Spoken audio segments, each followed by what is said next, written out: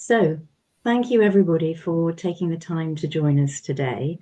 We will be sharing the video recording of this session afterwards, and we do encourage you to ask questions in the chat as the panelists are talking. We'll have a session at the end where we'll throw some of your questions at the panelists. So when you put a question in the chat, put your name, where you're from, and who you'd like the question to be addressed to as well. That would help us a lot. So it's my pleasure before we kickstart to just introduce everybody. So I'm Debbie Hindle. I'm the chair of the International Centre for Responsible Tourism Global, or ICRT Global, and we're a new nonprofit which does three things. We share knowledge, education, and training in responsible tourism. For education, we support universities, particularly in the Global South, to develop responsible tourism courses.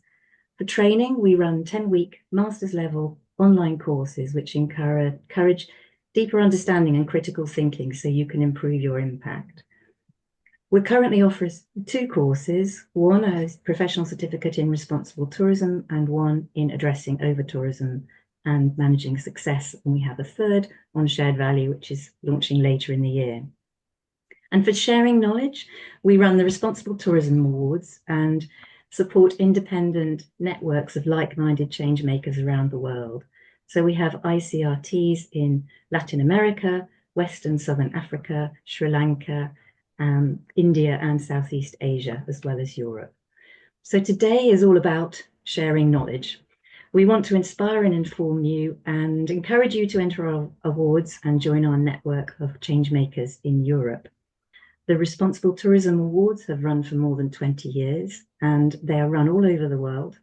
The Europe category is new. There are 6 categories, which are waste, climate action, creating shared value, peace and inclusivity, responsible all-inclusives, and nature-positive initiatives. And if you win Europe, then the gold winners go on to compete at a global level with initiatives from all over the world.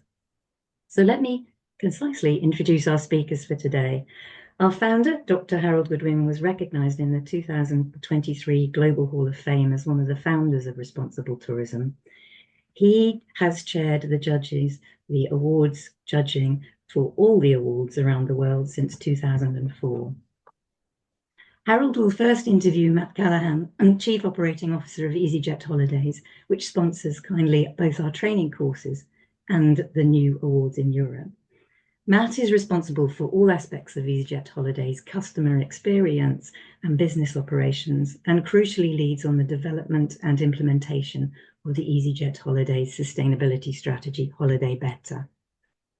Harold will then run a panel discussion with our wise experts that you see before you from around Europe. First, we have Petra Blinnikka, who is Senior Lecturer, Global Competence School of Business at Jamk University of Applied Sciences. Petra also leads the ICRT Finland network, which was established in 2015 and has more than 100 members, including academia and industry. Danica Banjevic and Kirsi Hyvaerinen are here today representing our new network, ICRT Balkans. Danica was formerly director of the Tivat Tourism Organization and worked for the National Tourism Organization of Montenegro.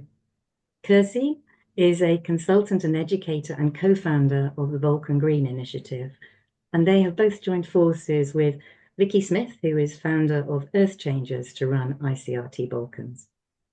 And last, but definitely not least, we're joined by Willy Legrand, who is professor at IU International University of Applied Sciences in Germany. I'm sure many of you have seen Willy running the excellent responsible tourism sessions at ITB.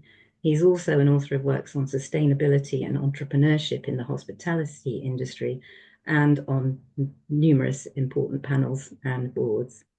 So that's our panel today and what we're going to be discussing. Harold, over to you to first discuss what's new in responsible tourism with Matt. Matt, first of all, I'd want to say a really big thank you to you for sponsoring the Responsible Tourism Awards. I'll ask you in a minute why you chose to do that, but the thing I would like to say, since I've been chair since 2004, is that we've never really focused on the handing out of the gongs. We're much more interested in using the awards to find examples of progress in finding ways of making tourism better in all kinds of ways. It's a broad agenda. We change the awards categories each year. But why did you want to reach out and sponsor the awards, Matt? Why did it make sense for easyJet Holidays? Hi, Harold, and good afternoon, everybody. And what a privilege it is to be here today. We're proud to sponsor these awards and to be here among so many people who are not only passionate about travel, but also have a shared commitment to making it better. At easyJet Holidays, we believe that travel can and should be a force for good. And that isn't something that we just put in our marketing. It guides our decisions, our partnerships, and our priorities. So we chose to sponsor these awards because we see a growing need to celebrate the people and organisations that are pushing boundaries, who are showing us that responsible travel doesn't have to mean compromise. It can mean creativity, it can mean community impact, and crucially, at the same time, can mean commercial success. So I don't know about you, Harold, and the specific criteria, but we'll be looking for not necessarily just polished presentations or perfect ESG scores, but things that have got clarity of purpose, a clear understanding of what responsible travel means in that context, something with meaningful impact, where the benefits to communities, nature, the climate, whatever, are real, measurable, sustained. And thirdly, scalable inspiration, ideas that others can learn from, adapt, or build on. So I'd say that innovation is part of it, but crucially so is courage. The courage to rethink old models, to partner in new ways, and to keep going when the right thing isn't the easy thing. The future of travel depends on people like you, people who care enough to lead the change, and these awards are more than recognition. As you said, Harold, they're a signal. They show what's possible, and they remind us that the best journeys are the ones that we take responsibly together. So thank you for having me here today. Thank you for all of the participants that have joined the session, and crucially, good luck to all the entrants in the inaugural European Awards. Thanks for that, Matt. I mean, perhaps it is worth me just saying at this stage what kind of criteria the judges are encouraged to take. I mean, clearly we want to see evidence because our industry is unfortunately very prone to make claims which it can't substantiate. So we look hard for the evidence. We started the awards with Justin Francis back in 2004 because we wanted to identify good practice and encourage others to take up and copy and steal the ideas from other people, because that's the way we'll make progress as an industry. There's some of that going on, but I'd always want to encourage it. We look for innovation, and often that does need a degree of bravery.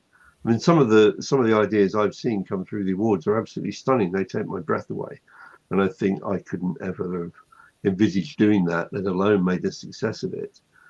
We look for examples which look as though they're influencing other people, because that's what we're about. We're about making change. And then less important, but important, we try not to give an award to something which is less than a year or two old, because you never know if it's going to succeed at that point. And we want to see some evidence that it works. And then finally, we look at the overall commitment. But the awards are all given for a very specific reason. We don't just give an award to a company and say it's brilliant. We explain exactly why we've given the award. I think that differentiates us from other awards, and we never charge for entry. It's really important to me that we can award we awarded TUI as an airline. We've awarded two times actually, different small businesses working up in the Rhine of Kutch in northwest India, and they carry maybe 40 people a year, but they're doing something extraordinary, and we want to recognise them. So that breadth is very important. You're in a good position, Matt, to encourage others to apply for the awards. Do you think many of the people you work with across Europe are going to be willing to have a go and put themselves in? I think so. I think, as you say, though, Harold, there's a challenge inherent, I think, particularly in Europe, where we constantly hear about the evolving regulatory landscape, where quite a lot of people are afraid to say anything. afraid to talk about the work they're doing for the fear of having greenwashing accusations. Of course, as you say, there are other organisations that make incredibly bold statements without necessarily the data points to support them. But we will certainly be doing everything we can with the partners that we work with in destinations across Europe and North Africa to encourage them to come forward, because there are so many great stories out there, and we try to use the strength of our brand and our presence across Europe to try and share some of those things. Education is a key part of our ESG strategy, how we can share what we know to others, as well as recognise that we come with humility and we don't have all the answers. So what can we learn from different parts of our network and make sure that we're sharing that information and knowledge as quickly as we can? Well, I think that's one of the important things about easyJet, Matt. It's not only is the fact, the commitment to do that, it's right across the company as far as I can see, but it's also that you have that opportunity to share good practice and to talk to others about examples from around all the destinations that you work in. I'm less pessimistic about the awards and the EU green claims, in the sense that if you have been given a responsible tourism award by us, that is an objective statement of fact. It is not something that can be queried. You have the award, you have the logo, it's been given by an independent organisation. And I think that may well increase the number of people applying for the awards, because it's one of the ways that you can demonstrate what you're doing. And one of the things I say to everybody when they complain about how long it takes to fill in the form, I say, well, you should be using this information anyway on your website. You know, you shouldn't be writing it just for the judges. It's inherent in your business. Matt, we're beginning to run out of time, I think, because we were allowed 10 minutes. But I did just want to say that we've already judged the Africa Awards. And one of the categories this year is for responsible all-inclusives. And we've got a very strong candidate from the safari industry in Africa, which matters to me because it demonstrates that holidays in Europe, particularly in the Mediterranean, are not the only place where all-inclusives take place. And I can tell you, Fox's safaris all-inclusives are incredibly expensive. They're not a cheap option. And it makes the point that all-inclusives are a big part of our industry. I couldn't agree more, Harold. And there's certainly one property in particular that springs to mind. I won't name them because I hope they will come forward with an application. But where they're doing education initiatives with local schools, they engage with local employment offices to ensure the hiring of local people, even if people are inexperienced. They're doing seagrass protection projects and educating guests on the importance of seagrass. They've got shops that are selling locally farmed products. The room interiors are kitted out from locally produced items, fabric laundry bags, not plastic, biogas produced from organic waste, and. So I think it's really important that we can start to tell some of these incredible stories, because if we're honest, all-inclusives can get a bit of a bad rep. And I think it's often misplaced. So it's incumbent on us, to the extent possible, to put the spotlight on some of the great practices that go on in the all-inclusive model. I was down in, we must just end this, but I was down in South Africa working last month and spent one night in an Afrikaans social, a bit like Butlins, but Butlins for an Afrikaner group. And now it's mixed race, people with all kinds of different languages there. And because it's enclosed and all-inclusive, the kids roam free and have a fantastic time. You know, it's a great family destination. Some places there were 3 generations there of people being able to holiday together, which is clearly something which you can only do if it's relatively inexpensive. It was a delight to be there and see that going on, really. It's a big place, I think, for the all-inclusive at that stage in people's lives, you know, and they've got kids and they're looking for something which they can afford, which surely is a good thing. Matt, thank you very much. I think we're going to join the others now. If you could all switch your cameras back on.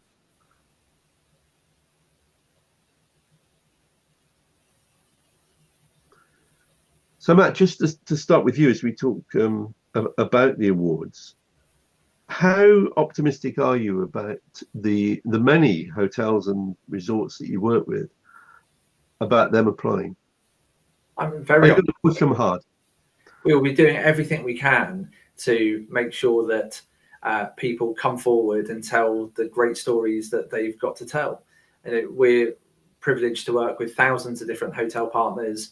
We work with destination management companies that employ local people. There are great stories to be told about where people are really pushing their boundaries, not just in hotels, but also in other parts of the ecosystem. So if we think about transfers, one of our DMCs, Jamk Travel in Greece, where they're really trying to drive the agenda and challenge assumptions where people say, oh, we haven't got the infrastructure, we can't do things, we're not a big capital city, but actually to charge electric vehicles via solar panels. And in 2024, we took over 5,000 customers in those electric vehicles, traveling over 152,000 kilometers. This is progress, right? And as we said at the start, there are different scales, but we've got to start recognizing some of the step changes that are happening. And for us, as a proud mainstream tour operator who's privileged to take millions of customers on holiday every year, we see this as a huge opportunity, and we'll be doing everything we can to get as many applications into these awards as possible. I think one of the interesting things is that many people will have experienced an LED light or an electric car for the first time when they're away on holiday, and it may well change their purchasing habits when they come back, so they suddenly discover that they do work. Thanks very much, Matt. Petra, ICRT Finland, a network with over 100 members, I understand. Yeah. What are your plans for the future? You've come a long way with that network. Yeah, maybe I can just share some things that we have been doing since today. So as said already, we established ICRT Finland in 2015, and we are operating still as a loose network. So we are not an association, or we don't collect any membership fees or anything like that. So we want to keep the cooperation as easy as possible, and everybody participates when and if they can, depending on their own other obligations, because we all know that we have other obligations as well. But the main idea is that all of our members are committed to responsible tourism and doing their best to enhance responsible tourism as well. And what we have been doing since 2015, when we had 2016, we had first international conference on responsible tourism destinations here in Jyväskylä, where I'm living in central Finland. And then we organized also another conference in 2022 in Helsinki. So mainly our actions are related to distributing information, best practices of responsible tourism, and offering also possibilities to learn about these issues. And then we have organized or planned and implemented actually different sustainability and responsibility think projects, organized also different kind of educational programs, events and workshops for tourism industry in Finland.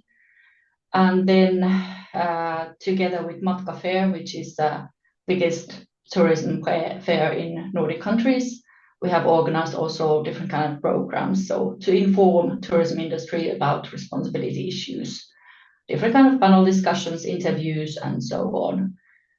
And if I may just continue what is going on with the Nordic cooperation.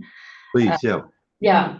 So we have been working already a couple of years with Nordic partners and organized actually last year first intensive webinar week in Nordic collaboration. That was free of charge to anyone to join actually, and there were representatives from different Nordic countries sharing their perspectives and examples of responsible tourism, and quite a lot of students as well, our future experts. And we are actually now having that same intensive online seminar week also this year from 11th until 13th of November. And also we published a book on best practices on responsible tourism in Nordic countries last year. So that was one thing that we did. And then we are now hoping to establish ICRT Nordic as well during this year. But if you are interested what we have been doing more, you can also check from our ICRT Finland web pages. We have just updated all the publications and activities that we have been doing. There probably isn't time to talk about this now, Petra, but the fact that you have that innovative factory, the learning factory in Jamk, is, I think, really exciting potentially for the future of education, and the notion of a summer school run regularly at Jamk would be quite wonderful. But we'll see how that goes. Yes, yeah, looking forward. Kirsi and Danica next. Do you want to just tell us something about what you're doing in the Balkans with Earth Changers? I've spoken at a couple of your conferences. Yes. What's happening on the ground as a result of the conferences? Is it making a difference?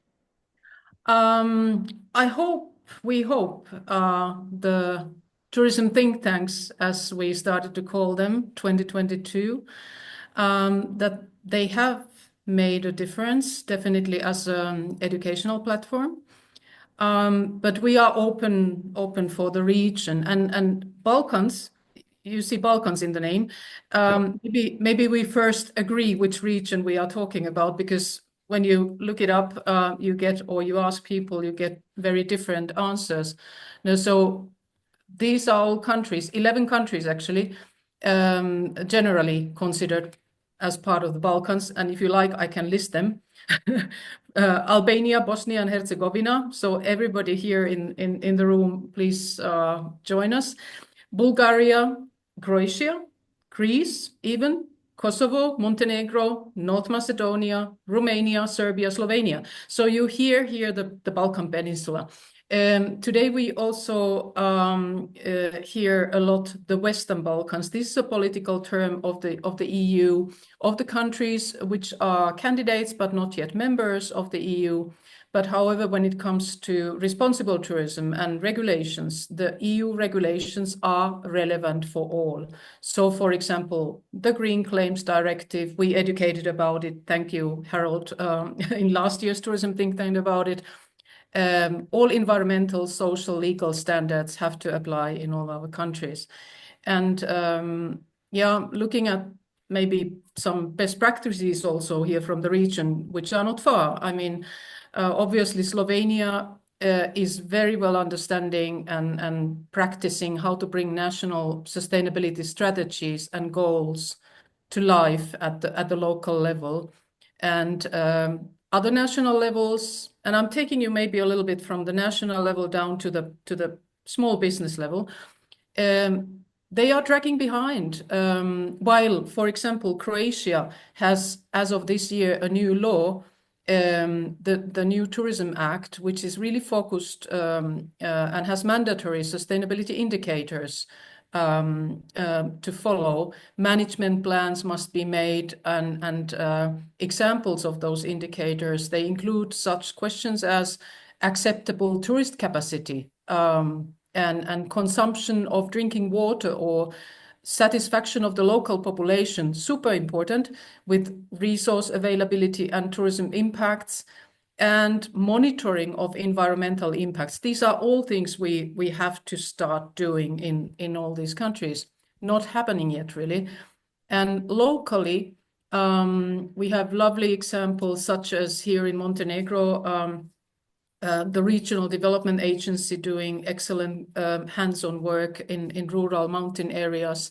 And then, individual trailblazers who have started really practicing responsible tourism and also agriculture, such as Donkey Farm in Martinezzi, also one of our speakers. Then we got the big players such as the Chedi Lustica Peninsula, collecting certifications, if you like, but doing it very credibly.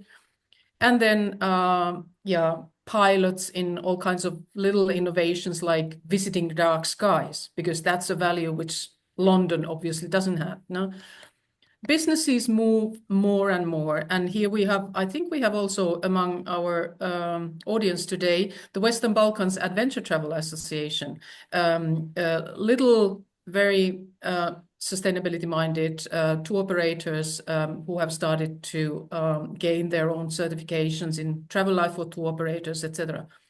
And then, and I'd like to lead to Danica with this. Those few municipalities across the Balkans that have started to work systematically, and the first of them here was Tivat under leadership of Danica. They have understood that measuring and monitoring is really important, and to keep the things going to the right direction. Danica. Yeah. Hello, good afternoon, everyone. I'm glad to be here.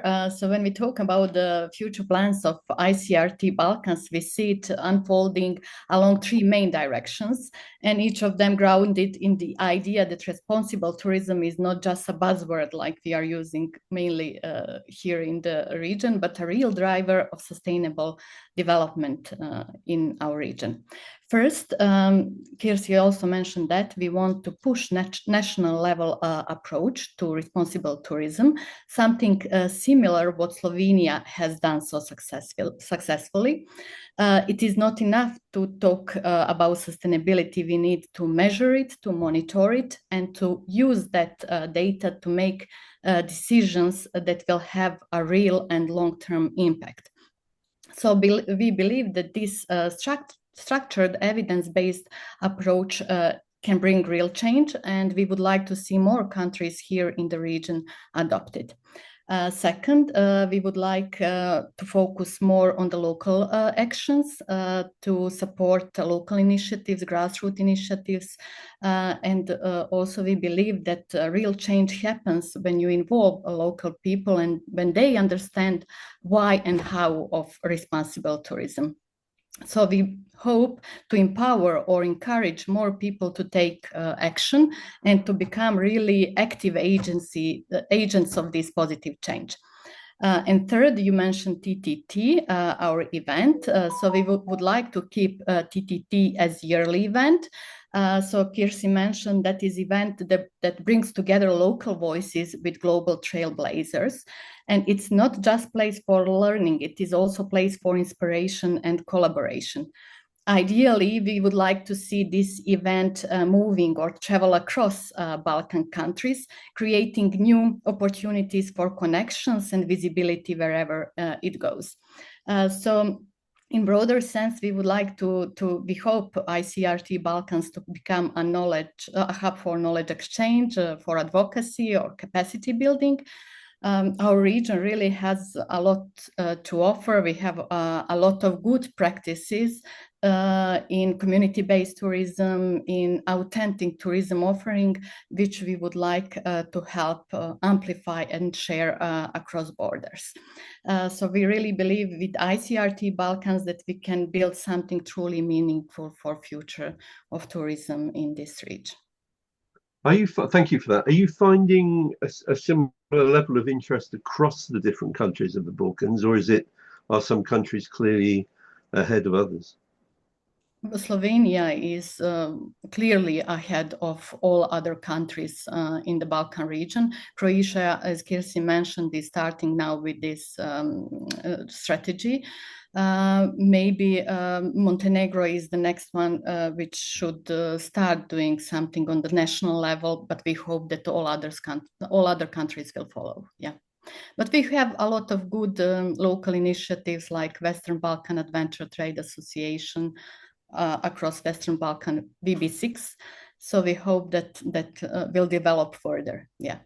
Yeah, and then maybe also through the green destinations processes coming now from the Balkan Green Thinking and initiative, Bosnia-Herzegovina had quite a few like first comers 2 years ago, and Albania is even having their first municipalities who have started with that process, but it starts slow. So to give that like direction and copy with pride message to the national levels, that would be good. And then, you know, the tree grows from the roots, from the local levels, from the local communities, to bring these together and communicate and cooperate better.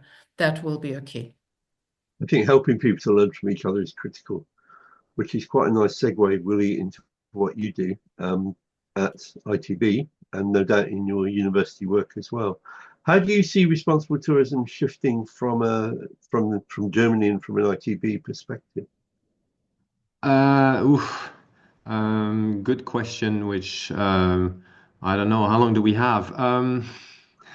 Well, we can have any amount of time on another occasion, really, but probably we should maybe meet another time and talk about it. No, but Harold, it's such a good question. I mean, the thing is, I mean, just on a micro standpoint, I mean, you know this, and perhaps we can meet again for ITB next year, but ITB as a unit has been very supportive of trying to continue despite sustainability fatigue, which is happening in our sector, honestly. ITB has been very supportive in featuring and continuing to move forward in showcasing sustainability across many of the stages of the convention, and it's still playing an important part. And when, I mean, this is the time where the work gets hard, right? Matt probably knows that firsthand. When everybody was gung-ho and all happy and let's do, a couple of years back, it was so amazing. We were all riding a wave. Now the work is hard, and a lot of people have moved on, or they've sort of given up. I'm not too sure, but there is some fatigue out there, and it's up to us. And I'm quite happy to be able to say that one of the largest trade fair supports sustainability, because that's the only way forward, really. Shall we come to a close there and see what we've got in the chat, Debbie? I think we should be responding to the people in our audience. We can, absolutely. So we've got some questions, and I've got some as well, which I'm going to throw at the panelists. The first are from Monica for Matt, which is about how you operate, Matt. Firstly, do you vet and rate partners for responsible tourism initiatives? And secondly, what sort of responsible tourism information do you pass on to your customers? So perhaps if we can start with how you evaluate your partners for responsible tourism. Yeah, good question. Thank you very much. So whilst imperfect, we do follow GSTC recognised certifications. We think that is holistic, so covering a range of different themes of sustainability. And we create a range on our website for customers to be able to find. So certified sustainable holidays. Right? It's not particularly sexy. It can't be particularly sexy in the way we talk about it, because we don't want to fall foul of greenwashing claims or anything else. We are very clear. These are hotels that have been certified as sustainable, not by us, but independently. And what we see with that is that customers that stay in those properties have a higher level of customer satisfaction, and there's a higher level of conversion rates when customers are using filters to find these hotels than there are normal. So yes, we do. It's imperfect, but I often think in this world of travel, tourism, and sustainability, if we're holding out for the perfect solution, we won't make any progress. So some steps forward are better than standing still. So that's what we do on that front. The other crucial thing on that is it's a board level KPI for us, the amount of hotels that are certified sustainable. So we both support our hotel partners in doing so, whether that's through formal training, whether that's helping with some specific areas that they might be struggling with from an understanding point of view. But it's also a contractual term with the hotels that we contract with directly, that they are making meaningful progress towards achieving certification. On the other point, Debbie, we've started to introduce on our destination pages of our website bits of information around what different destinations are doing. But I think we also need to have an honest conversation that we know that we sell holidays to millions of people, and we are proud and privileged to do so. Most of those will look to us to make sure that we are doing the right thing and won't see it necessarily as their responsibility. So whilst it's great that there are a small and probably growing number of customers that are concerned, I think the truth is most are not. or if they are, they see it as our responsibility, not theirs. So we do share some information, but if I'm honest, we could probably do more, but we're also mindful of realising and recognising it's our responsibility, not that of our customers. Thank you. If I could just add to that, it does seem to me that everybody who goes into a supermarket in most of Western Europe now will see that the shop they're buying from has done a great deal to make it more responsible. Now, whether they've done enough is an open question, but the expectation is that the people who construct the product that's being sold will have done the hard miles to produce something which is more responsible than it was 10 years ago. So we're not different from what's happening in other parts of the consumer world, are we?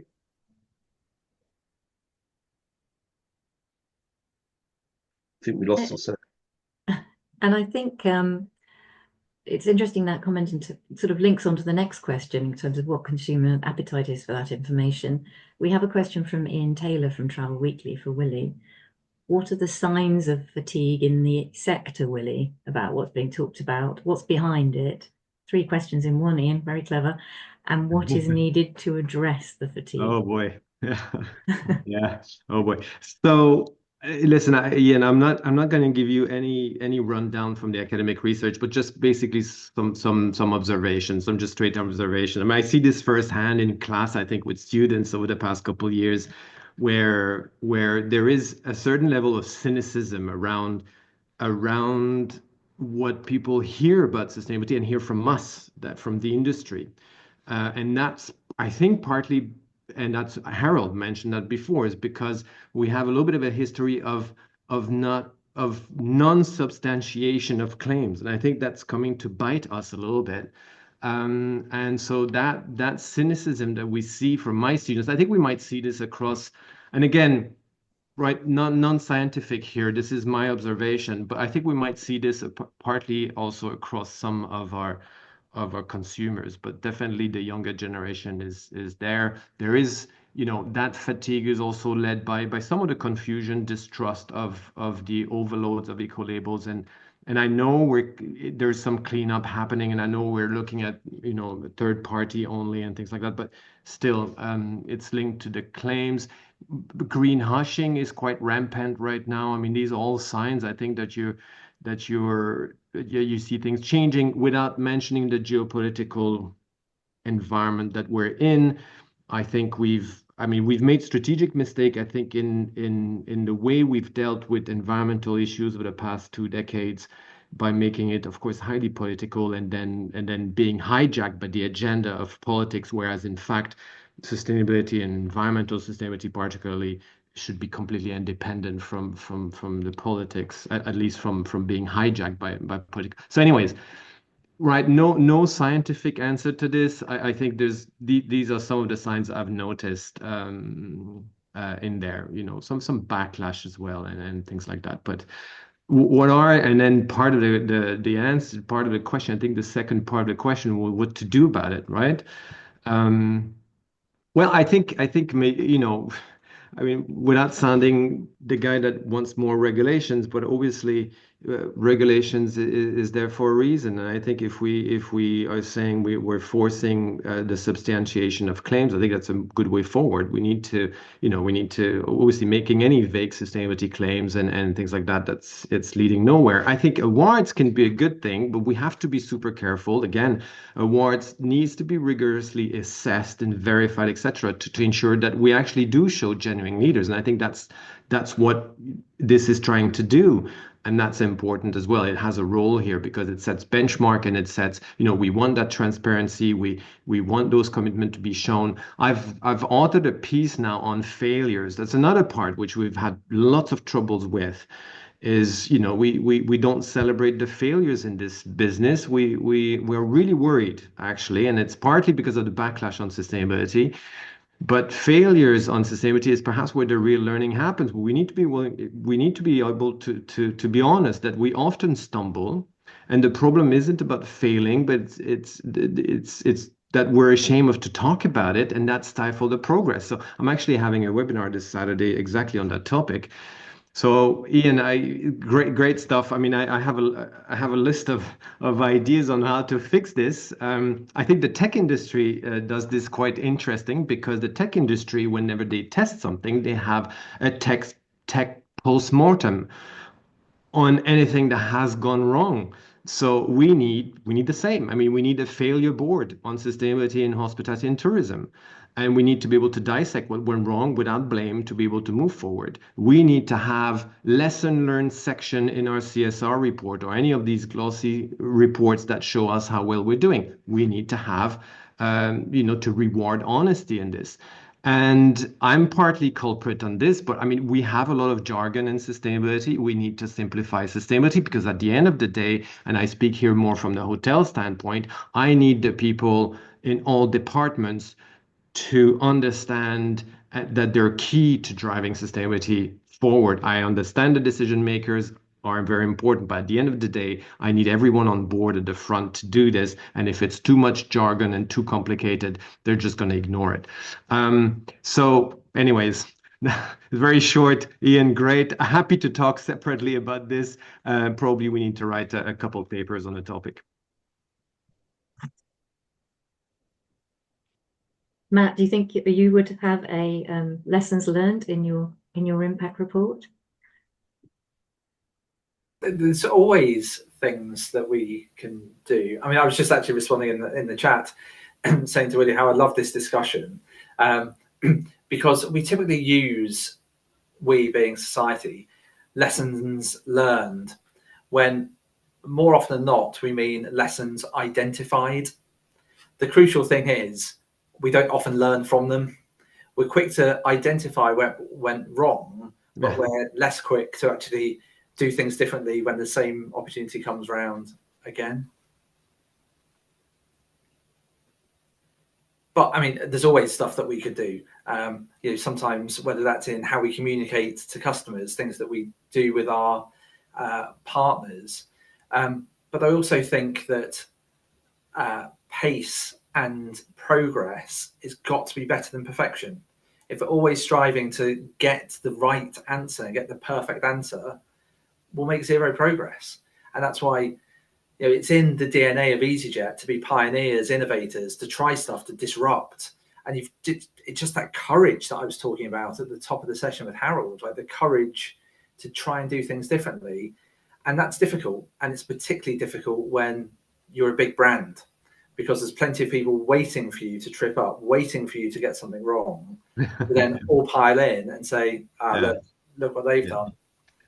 Maybe that's a hint for next year in terms of the awards. Maybe we do need to have a failure award, but with a pivot. You know what I mean? Like something. What was the greatest failure, and what was the answer? The pivot from that failure, and build an award around this and showcase it. Willie, let me give you one specific example where something happened which I don't think ever happens in tourism. In Kerala, after the 2008 conference, they decided to have 4 experiments. Now, it's no accident that this was the Secretary of Tourism was a trained medic. And he thought it'd be a really good idea if we try this with 4 different animateurs in 4 different villages. 3 of them failed pretty totally. 1 was successful. Okay. That was then tested to destruction by the minister, saying you need to demonstrate to me that it makes a real difference. And luckily we were able to do that by through a village level census. That's now been rolled out. But that is a process you hardly ever see applied in travel and tourism. But interestingly, Matt, maybe you and I should talk about this, because we could envisage having an experiment in 6 or 7 different of the hotels you partner with and encourage them to have a go and see what works and then share the results. And maybe that would be a way of accelerating progress. But I do think this notion of having honest experiments and seeing what works is critical to speeding up progress. And we could try to do that a bit with the awards, because we're looking for examples which have worked because we've given them the award, and we write them up, but not in enough detail, to be honest. I mean, that's our failure. We're not writing them up in enough detail, but we do write them up and say we think this is replicable, else we wouldn't give it an award. Debbie, I'm stealing time. Off you go. No, it's fine. We've got till 3:30. So I'd like to talk to some of our destination ICRTs here now and go back to this question of failure and success. Have you seen an example of failure which has led to success in the Balkans, Kirsi and Danica? I'd say it's right in the beginning, no? And it relates to the fatigue issue. So when destinations or businesses, when they see this, oh, there is so much to do, they don't even start, you know? And I've seen this happening in the past 5 years now with several of my mentee destinations, and it really is a big work to do, but without the first step you don't get anywhere. So we try to encourage, really start where you are and you'll be better next year. And then from the consumer side, I think that in marketing, especially, we too much, or the ones who do the marketing, make it feel like homework, no? Instead of, communicating the real benefits to everybody, like good places to live are good places to visit. This relates also to the locals. You should first think about the locals, and then you will also get the good tourism coming. That would be my 2 cents on it. And what about in Finland, Petra? Any good examples you can bring? Well, one good example that was actually now awarded last year, and it's called Outdoor Express Service, and it's a bus shuttle from city of Tampere to 3 national parks, because our national parks are not so accessible through public transport. So they invented this concept that during the summertime, during the weekend, there's a bus shuttle to the national parks, three of the national parks near to city of Tampere, and both the locals and then the travelers can enjoy that service. And now that a service is actually also adopted to city of Jyväskylä, where I'm living at the moment. So they are testing that same service also here in Jyväskylä. And I think that is a really, really nice example. And it was invented by Visit Tampere and Eco Fellows Ltd, actually. And nice way to get opportunities for the locals and for the tourists to enjoy Finnish nature. Because national parks, for example, a couple of national parks from the city of Tampere, they are like 50 kilometers away from the city center. So I think it is a nice example. One thing I wanted to also mention about the systematic work of city of Helsinki that they have actually done concerning responsibility issues. It is really marvelous that they have what they have actually done, because they are monitoring, measuring, documenting, utilizing knowledge as a base for the development work and for the decisions. So that is something that I wanted to also bring to the discussion. And they actually were granted the Green Destinations GSTC certificate in March this year. And Helsinki is actually the first big city to ever receive that certificate. So I think it's wonderful that they have actually done that. And I have seen the documentation that they actually had to do in order to get in the game to the certificate. And it was really, really, really fast. So yeah, maybe these examples. And also, if I may continue, I think what is important also as a country level that our national tourism organizations are also involved in the development. And Visit Finland has been really remarkable on that perspective, because we have this Sustainable Travel Finland program going on.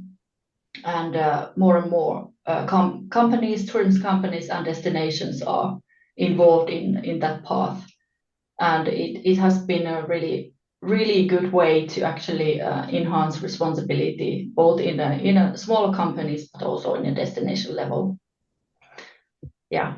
So they're driving it at the national level in the way Kirsi was talking about, wanting to see happen more in Finland, in the Balkans. Yeah. And Matt and Willie, I'll come to you each in turn. I'm interested, do you see really good destinations, really good tourist board work? Who would you say is doing a really good job at the moment in this field, at that level, at the national level? Willie, if you'd like to start.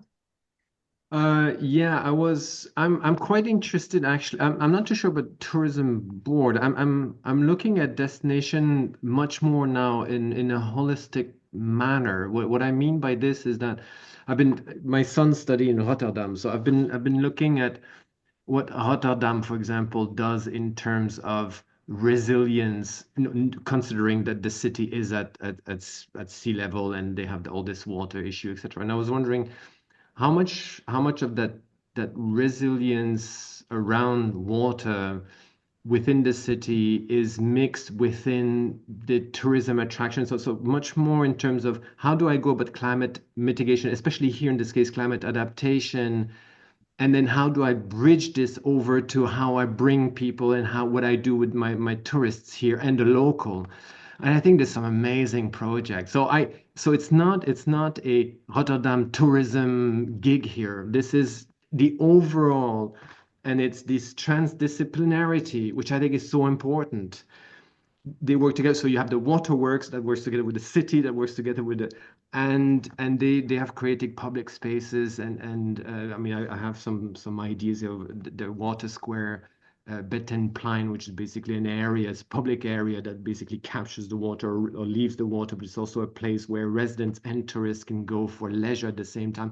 So there's a lot of things happening. So I don't know if I necessarily want to point out to one. This is just one case because I was looking at it recently. But what I like, I think, when we think about tourism, is not only just tourism; it's tourism with the others around. Absolutely. So how do we ensure that we all work together? And in considering the challenges we have in the front of us, I think that's the only way forward is to look at the transdisciplinarity really. Matt, moving to you, I'm going to throw another question at you as well from Holly. So firstly, let's say which destination, whichever organization it is, and multiple organizations that are affecting responsibility, as we know it's more than one, are you seeing good work? And also a question specifically that your hotel's details page has a GST certification shown but doesn't give any more details. Are you planning to introduce more details on your pages then? Thanks, Debbie. So I think the first question's fascinating, and we often talk about destinations, but the crucial thing we need to remember is the places that we call destinations are the places that other people call home. And I think we just need to constantly remind ourselves that one person's destination is another person's home. I think the other thing when we're working with tourist boards is it's far more complicated in real life. So I was at an event that the Spanish ambassador to the UK hosted yesterday, and there we heard from 8 different mayors in different parts of Spain, where there were very different views on tourist taxes, on over-tourism. And so the regionalisation of some of the real issues that need addressing means it can be very difficult, I think, to say who's doing well, who's doing not so well, because the local issues can vary significantly. I think it's really understanding what the local issues are that mean that organisations like ours can make sure that we're trying to help in the best way, recognising that the places we call destinations, other people call home. And very quickly, just on Holly's question, I mean, it's interesting, Holly, because we could do that. It would be, frankly, it would be a lot of work to then verify that the things that we were saying that hotel did or had, that they were doing. And when we work with thousands of hotels, so we would have to set up quite a rigorous industry, frankly, in order to make sure that the things that we were telling you as you were making your purchase decision were indeed true, because obviously that is incredibly important. So for now, we don't do that. we find that the right balance is saying that a hotel has certification, explaining what that means, and then a customer can make a more informed choice. But that will be something that we continue to look at to see, is there more we could be doing to make sure that customers can make informed choices. But at the moment, that's where we are sat on that particular point. Thank you. And just before we conclude, I'd like to move to Harold. Harold, we have a specific question for you, which is about the awards referees. When you fill in your application forms, what type of referee is required? Is it external or internal? You're you're muted, I think, Harold. I think it varies a great deal, and obviously we don't prescribe who you choose to use as referees. What I would say is that it's really determined by who can attest for what you're saying you're doing. I would also say that we have panels of judges who are fairly knowledgeable about the particular parts of the world that the applications are coming in from. And when you get to the application form, you'll see that we say if anyone queries your award afterwards, we will publish your application form, which means that there's very rarely now anyone saying things on their application form that they wouldn't want to appear in public. So it's fairly robust in that sense, but it is always worth thinking through exactly what you think makes your business different from all the others, and therefore finding a referee who's going to talk about that, because in the end that's what swings it. That won't be so true in Europe yet, because I don't think we'll get such a strong set of applications from Europe at this stage, but certainly now in Africa particularly, it's a very, very intensely competitive situation. It is in Asia too, in Southeast Asia, but in Europe it's probably a good year to enter, because the number of applications will be lower this year than it will be in 3, 4, 5 years time. So get your entries in. Early. Thank you very much indeed, Harold. Thank you very much also to all our panelists this afternoon. A really good debate, lots to think about. We will be sending you notes. Everybody who's come will be sending you notes on how to enter the awards. You simply go to our website and download the forms, get them in by the 23rd of May.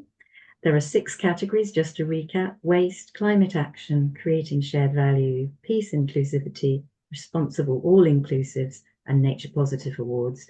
And please do, I'll also send you the links.